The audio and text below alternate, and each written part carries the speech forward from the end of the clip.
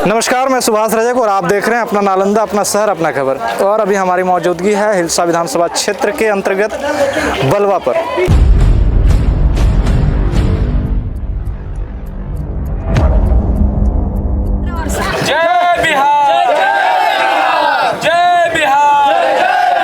आज हिलसा विधानसभा क्षेत्र में बिहार बदलाव यात्रा कर रहे हैं। इस यात्रा को आप किस प्रकार देख रहे हैं? इस यात्रा को तो बहुत अच्छी ढंग से देख रहे हैं। आज हम बलवा पर गांव पर हैं और सभी जगह हम घूमते हुए आए हैं। भथर से घूमते हुए डीहा तक गए, डीहा से फिर नुरारी गए, नुरारी से घूमते हुए सभी जनता से भेंट करते हुए हम आ रहे हैं और हमारी कार्य शैली जो है बहुत अच्छी चल रही है। सर, जनता से जब भेंट मुलाकात कर रहे हैं तो कुछ समस्याएं देखने को मिल रही है आप लोग? समस्याएं मिल रही है, लेकिन कारण है कि अभी तो समस्या का निदान तो अभी हम लोग कर नहीं है। अभी तो हम लोग जनता से सिर्फ भेंट कर रहे हैं। अभी निदान अगर जनता तो बोलते हैं कि नाली नहीं है, गली नहीं है, विधायक ठीक नहीं है, तो उसके लिए अभी हम लोग कुछ नहीं बोल रहे हैं। अभी तो सुन रहे हैं, इसलिए कि हम करें कि जब तक ला बिहार में बदलिएगा नहीं, जब तक ला प्रशांत किशोर जी आएंगे नहीं, बैग छाप का वोट दीजिएगा नहीं, जब तक ला बिहार में बदलाव नहीं होगा।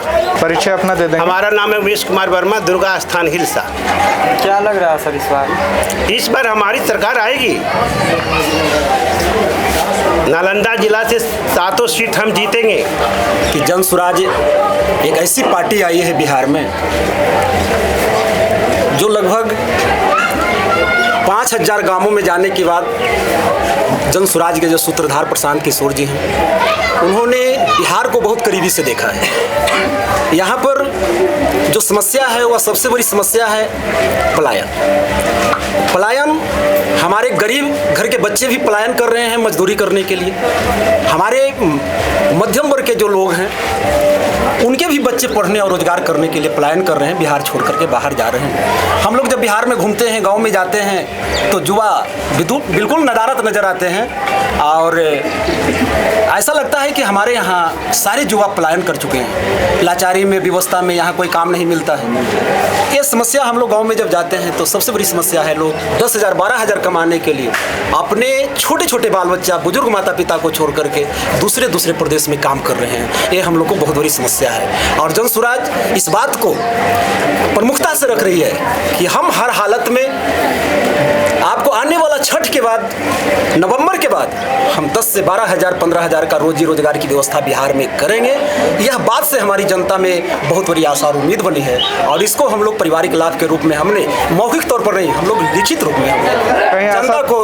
कहीं ऐसा तो नहीं हो जाएगा आलू से सोना निकालने वाली बात हो गई? देखिए, हम लोगों ने बिहार को देखा है। प्रशांत जी के बारे में हम लोगों ने पूरी बिहार के अंदर जिस तरह से उनका एक कार्य अनुभव है, उससे ऐसा प्रतीत होता है कि प्रशांत किशोर जी आज तक हम लोगों ने उनको जब से देखा है, जो भी बातें बोल रहे हैं वह जमीन पर, धरातल पर वह उतारने का काम कर रहे हैं और हम लोग का पूर्ण विश्वास है, हमारी जनता का पूर्ण भरोसा है कि यहाँ हमारा बिहार बेहतर निश्चित तौर पर होगा, इसमें कोई दो राय नहीं। आप हिलसा विधानसभा क्षेत्र से हैं, हिलसा की सबसे बड़ी समस्या क्या है? हिलसा में सबसे बड़ी जो समस्या है कि हम सबसे पहले थरथरी क्षेत्र का, थरथरी प्रखंड का मैं जिला परिषद के रूप में 16 से 21 तक रहा हूँ और लगातार मैं जनता के बीच में रहने का काम किया है। हर तरह की बात को मैं समझते हैं। यहाँ जो सबसे बड़ी समस्या है कि हमारा हिलसा विधानसभा में जो जल प्रबंधन का जो चीज़ें हैं, हिलसा का पश्चिमी भाग बाढ़ से ग्रसित हो जाता है। वही पानी अगर जल प्रबंधन बेहतर होता तो वह पानी हमारे पूर्वी भाग में, हमारे विधानसभा का कई ऐसे प्रखंड है जहाँ पर उसे सिंचाई की सुविधा होता है, जो कि वरदान साबित होता है। तो ये प्रमुखता से हमारी समस्या है। हमारी समस्या है हमारे बच्चों को बेहतर शिक्षा की व्यवस्था नहीं है। जहाँ भी गाँव में जाते हैं, सरकारी जो विद्यालय है, जो व्यवस्था है, वहाँ वही बच्चे पढ़ने के लिए जा रहे हैं जिनके माता पिता के पॉकेट में पैसे नहीं है। लाचारी में, व्यवस्था में वो बच्चे वहाँ पढ़ने के लिए जा रहे हैं। जिनके पास भी कुछ भी संसाधन है वो अपने बच्चों को बाहर भेज रहे हैं, उस स्कूल में नहीं भेज रहे हैं। तो हमारे बच्चे पढ़ नहीं रहे हैं, जाते हैं स्कूल, खिचड़ी खाते हैं, उछल कूद करके घरे आ रहे हैं। ये बहुत बड़ी समस्या है, इसको हर हालत में सुधारने की जरूरत है और इस पर हमारे प्रशांत किशोर जी बेहतर तरीके से बात रखते हैं। क्या परिचय हुआ सर? मेरा नाम कपिल प्रसाद और मैं थरथरी प्रखंड से ही, हिलसा विधानसभा का थरथरी प्रखंड से रहने वाला हूँ और मैं पूर्व में जिला परिषद इस क्षेत्र से रहा हूँ 16 से 21 तक। सर, आप नालंदा जिला चुनाव प्रबंधन समिति के प्रभारी हैं। आप हर एक जगह मौजूद हो रहे हैं बिहार बदलाव यात्रा को लेकर। कल भी आपको देखा गया, आप राजगीर अनुमंडल में, आप जो है अस्थमा विधानसभा क्षेत्र में। तो क्या लग रहा है इस बिहार बदलाव यात्रा से क्या हो जाएगा?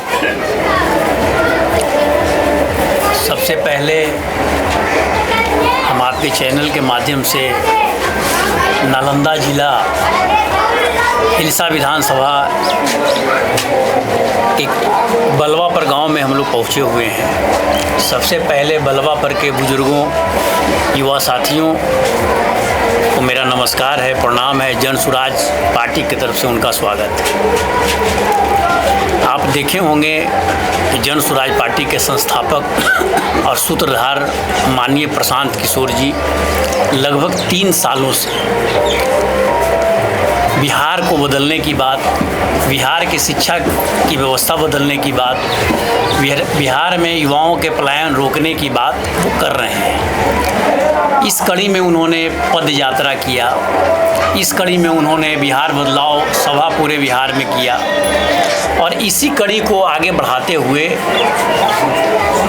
अभी कुछ दिनों से हमारा पूरे बिहार में बिहार बदलाव यात्रा का कार्यक्रम चल रहा है। बिहार बदलाव यात्रा के क्रम में सबसे जो खूबसूरती आपको देखने को मिल रही होगी कि दूसरे पार्टियों में अनुशासन की कमी है। हमारे यहाँ अनुशासन इतनी ज़बरदस्त है कि देखिए इस बिहार बदलाव यात्रा में सबसे पहले हमारे 4 एसएससी जो भावी प्रत्याशी हैं, भाई इंजीनियर मनीष जी, इंद्रजीत कुमार राज जी, कपिल जी और उमेश वर्मा जी एक साथ कंधे से कंधे मिलाकर, और इस विधानसभा के जो प्रभारी हमारे बड़े भाई रामविलास जी हैं, उनके नेतृत्व में यह यात्राएं निकाली गई है। तो यह खूबसूरती और यह अनुशासन दूसरे पार्टियों में देखने को नहीं मिलेगा। और इस क्षेत्र अभी हम थरथरी से आस्था ये बगल गांव तरारी नरारी होते हुए बलवा पे पहुँचे हैं। आप भी इसी रास्ते से आए हैं। लालू जी की 15 साल और नीतीश बाबू की 20 साल, ये 35 साल में यह गांव अपने आप से कुछ कह रहा है, इस सरकार से कुछ कह रहा है कि आज तक जो 35 साल पहले हम स्थिति में थे, इस गांव के छोटे छोटे बच्चों को तस्वीर देख लीजिए, जो युवा साथी हैं उनकी तस्वीर देख लीजिए और हमारे बुजुर्गों की चेहरे की रौनक देख लीजिए। यह बिना कुछ कहे हुए ये कह रहे हैं कि 35 साल के बाद भी जो विकास की रोशनी इस गांव तक पहुंचना चाहिए, जो सुशासन की रोशनी इस गांव तक पहुंचना चाहिए, जो ज्ञान की रोशनी, जो शिक्षा की रोशनी इस गांव तक पहुंचना चाहिए, वो देखने को नहीं मिल रहा है। तो क्या लगता है सर, जनता जो है जात पात से उठ के जन स्वराज को वोट करेगी? भारत का इतिहास रहा है कि जब जब कोई मूवमेंट हुआ है, आप 1971 की इमरजेंसी को देख लीजिए। इंदिरा गांधी इतनी मजबूत नेत्री थी, देश की प्रधानमंत्री थी, लेकिन एक जेपी मूवमेंट ने पूरे देश की राजनीति को उथल पुथल कर दिया। सरकार को इमरजेंसी घोषित करना पड़ा देश को। जितनी सारे आंदोलन हुई है, ये बिहार बदलाव यात्रा प्रशांत किशोर जी का जो आह्वान है बिहार को बदलने की बात, यह एक मूवमेंट है और इस मूवमेंट को जाति के बंधन, सामाजिक भेदभाव की बंधन, धार्मिक बंधन से ऊपर उठकर बिहार के लोग देख रहा है और बिहार के युवाओं ने, बिहार के नौजवानों ने, बिहार के माताओं बहनों ने, बुजुर्गों ने ठाना है कि 35 साल को हमने देखा और उसके पहले भी हमने सरकारें को देखा। इस बार माननीय प्रशांत किशोर जी की जो बात है, जो विचार है, जो अभियान है, उसको मजबूत करने के लिए 2025 में विधानसभा चुनाव में एक वोट इन लोगों से मेरा आग्रह है। इन लोगों ने ठाना भी है कि स्कूल के बस्ते छापर देकर और जनता का सुंदर राज, जन स्वराज को स्थापित करेंगे। तो सर, आप इस बिहार बदलाव यात्रा को कैसे देख रहे हैं? देखिए, बिहार में बदलाव एक सकारात्मक दिशा में और जो गतिरोध की स्थिति बनी है, चाहे विकास का मापदंड हो, चाहे शिक्षा और रोजगार का मापदंड हो, या फिर गुड गवर्नेंस का मामला हो, और इन सब बिंदुओं पर व्यवस्था में भ्रष्टाचार मुक्त व्यवस्था, उसको भ्रष्टाचार विहीन व्यवस्था के साथ जो है एक आमूल चूल परिवर्तन के लिए हम लोग संघर्ष कर रहे हैं अपने नेता प्रशांत किशोर के नेतृत्व में।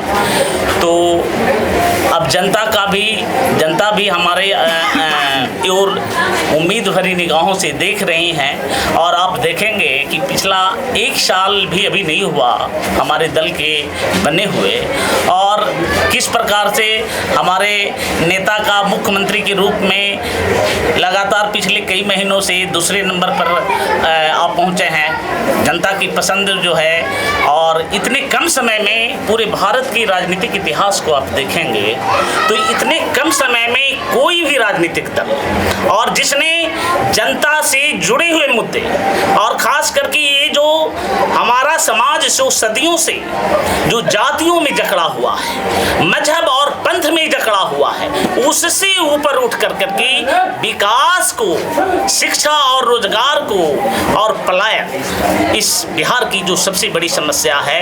और हमारे एक मित्र भी बता रहे थे हिंसा का स्पेसिफिक जो मामला है, वैसे पूरा बिहार हमारा बाढ़ग्रस्त है। तो इसके लिए एक विजन हमारे नेता ने दिखाया कि रिवर ग्रेडिंग का जो है, मैं कहीं पढ़ रहा था कि वो हमारा बजट लगभग 2.5 लाख करोड़ के आसपास है, 2,60,000 करोड़ बिहार का बजट है, और ये रिवर ग्रेडिंग नदियों का जो गाद है उसको निकालने में लगभग 15,000 करोड़ रुपया खर्च आएगा।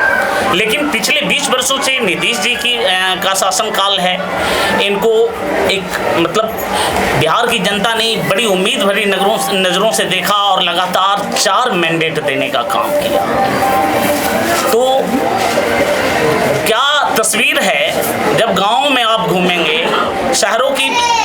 गाँव की बात छोड़ दीजिए, राजधानी की सड़कों की क्या स्थिति है और किस प्रकार से ड्रेनेज सिस्टम क्या है, ये सारी नागरिक की जो सुविधाएं हैं वो क्या हैं। राजधानी पटना की बात देख लीजिए, गाँव में तो किस प्रकार से लोगों का जीवन यापन होता है, उसकी बात छोड़ दीजिए। राजधानी में भी जो न्यूनतम नागरिक सुविधा है वो भी नहीं मिल पा रही है, जहाँ आप जानते ही हैं कितनी महंगी ज़मीनें हैं, उसके बावजूद भी न्यूनतम नागरिक सुविधाओं से वंचित है। ड्रेनेज सिस्टम नहीं है, अच्छी सड़कें नहीं हैं, पार्क नहीं है, ये सारी समस्याएं हैं। तो इसी को बदलाव के लिए और एक नई व्यवस्था सकारात्मक तरीके से उसमें हम बदलाव के लिए हमारे दल और हमारे नेता ने जो मुहिम चलाई है वो उसके में हम लोगों को भारी जन समर्थन मिल रहा है। चलिए, क्या परिचय हुआ सर?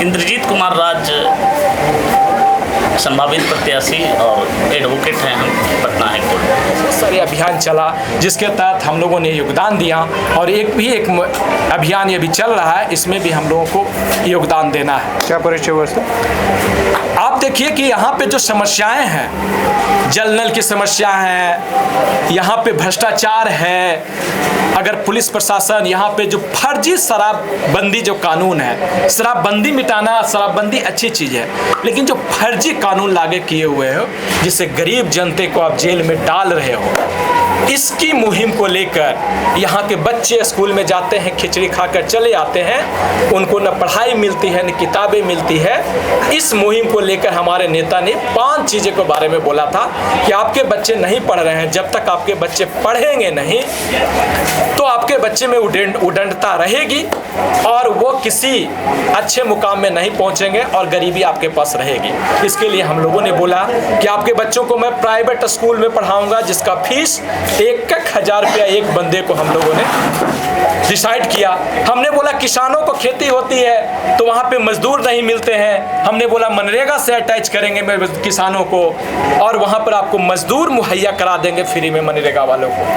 फिर हमने बोला कि जो आप पलायन का शिकार है, आपके युवा जो बाहर जाते हैं, आप इस छठ के बाद बाहर मत जाइए, यहाँ पर ही हम लोग रोजी रोजगार की व्यवस्था करने जा रहे हैं, जिसके लिए हम लोगों ने एक PLC कार्ड बनवाया है। और कार्ड में पारिवारिक लाभ कार्ड में जो बताया गया है विस्तृत रूप से कि 12,000 रुपया जो रोजी रोजगार के लिए है, 2,000 रुपया आपके बच्चों का फीस है, 2,500 रुपया आपको नकदी फसल खेती करने के लिए है, 2,000 रुपया वृद्धा पेंशन है। वृद्धा पेंशन के बारे में एक बार मैं कह दूं, लोग कहते हैं कि तेजस्वी के गुणगान से वृद्धा पेंशन बढ़ा है, तो उनको ये समझ में आनी चाहिए थी कि 17 महीने भी हमारे पहले तेजस्वी जी नेतृत्व कर चुके थे। अगर उस समय इस बात को रखते तो ये 400 नहीं आज 3200 होता, क्योंकि मुख्यमंत्री ने बोला था कि हर एक 5 साल पर इनको दोगुना करेंगे, और दोगुना करते तो आज 3200 होता।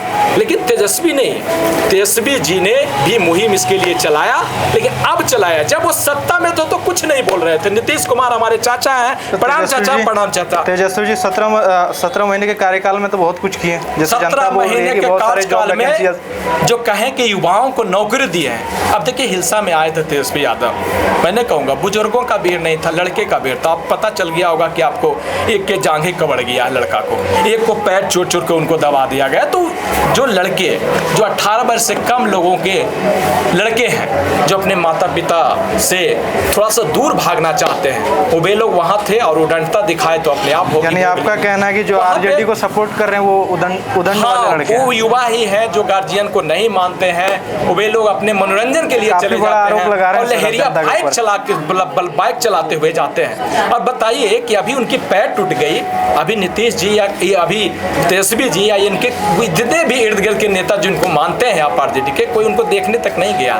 अभी चंदन तूफानी उनके एक बेटे को पैर में चोट आई है, पंचायती के लिए गुलनी के लड़कों को उनको ऐसे।